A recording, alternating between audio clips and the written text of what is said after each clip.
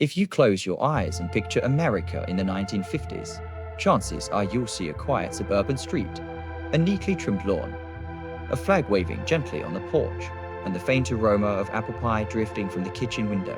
After the hardships of war, Americans longed for something simple: stability, family, and the gentle comfort of home. Out of that longing, the suburban dream was born. Across the country, homes sprang up like wildflowers: ranch styles, Cape Cods, split levels, each carrying its own promise of peace and progress. They were modest and humble, yet filled with pride. Low roofs, soft pastel exteriors trimmed in white, and a wide picture window that framed the hope of a new life. In the morning, the father would head off to work with his briefcase in hand. The mother waved goodbye in her polka dot dress, and the children, they were already on their bikes, the ringing of their bells echoing down the sun-washed street. It was a different kind of America, slower, simpler, and full of dreams. Step through the wooden door, and you'd find yourself in the living room, the true heart of every 1,950 seconds home. The old radio still sat proudly on the console, but right beside it stood a miracle of modern life, a gleaming wooden television set with its rabbit ear antennas reaching for the sky. Here, families laughed together at I Love Lucy and shared the humor of the honeymooners. The furniture was solid and stylish. Sofas came in tweed or floral fabric, often wrapped in clear plastic slipcovers to stay spotless. A small coffee table held an ashtray, a candy dish, or a porcelain figurine. On the end tables, fiberglass shaded lamps glowed warmly beside a neat stack of Life or Ladies' Home Journal. The walls were adorned with long drapes and soft paint turns, and at the center of it all, framed portraits of the family. It was both formal and familiar, a place where friends were welcomed and where the salesman at the door might stop by for a friendly chat. If the living room was where the family gathered, the kitchen was where its heart truly beat.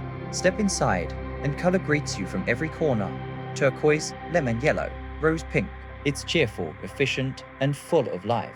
White and pastel cabinets gleam under bright fluorescent lights, their chrome handles polished to perfection. Countertops of sparkling formica shimmer with speckled or boomerang patterns. On the stove, a percolator bubbles gently beside a chrome toaster and a Sunbeam mix mustard. The scent of fresh coffee and cookies fills the air. The scent of home. A vinyl-covered dinette set sits proudly in the middle, bright red or aqua chairs surrounding a chrome-edged table. A calendar from the local hardware store hangs on the wall. Tea towels embroidered with daisies flutter by the window. A novelty salt and pepper shakers smile from the counter. This was the room where stories were told, where laughter lingered over breakfast, and where every meal felt like a small celebration of togetherness. Not every home had a dining room, but for those that did, it was the most sacred space of all. A heavy wooden table covered with lace, polished silverware lined with precision, and the good china reserved for company. Above, a frosted glass chandelier cast a golden glow over Sunday dinners. It was here that families shared more than food. They shared gratitude, the sound of laughter, the clinking of glasses, the passing of dishes. It was a ritual of love and belonging. In those moments, the world outside seemed very far away, and all that mattered was gathered around that table. The parents' bedroom was a quiet sanctuary. Matching maple furniture, ruffled curtains, and a quilted bedspread made everything feel calm and complete. On the dresser sat a framed wedding photo and maybe a vase with a single flower.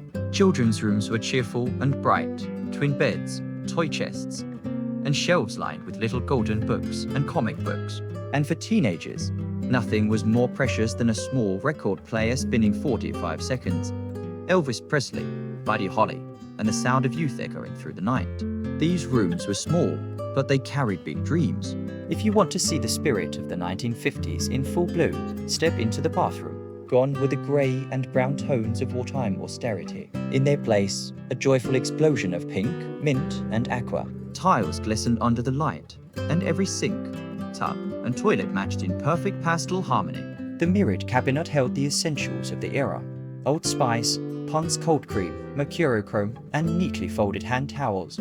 Everything had its place. Everything spoke of care. Even the small things, the fuzzy toilet lid covers, the matching mats, told of a time when beauty was found in order and color. Some homes had a basement or den, paneled in knotty pine and filled with warmth. It was the family's informal playground, a space for music, games, and laughter. A hi-fi system stood in one corner, playing smooth jazz or the latest swing record. A bar counter gleamed nearby, surrounded by vinyl stools. Here, board games came to life, puzzles spread across folding tables, and children played while the adults relaxed. It was a place for simple joys, a place where fathers fixed toy cars, mothers sewed door clothes, and memories were quietly made beneath the soft hum of the radio.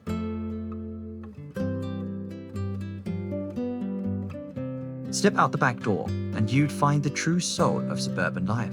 A charcoal grill stood ready for the weekend cookout. Aluminum lawn chairs with woven webbing glistened in the sun. The patio table was set with potato salad and lemonade, and the laughter of children filled the air. Swing sets creaked gently, sprinklers turned in slow circles, and freshly washed clothes swayed on the line. Neighbors chatted across fences, kids played until dusk, and the smell of freshly cut grass became the scent of summer itself. The backyard wasn't just a piece of land. It was freedom, family, and friendship rolled into one.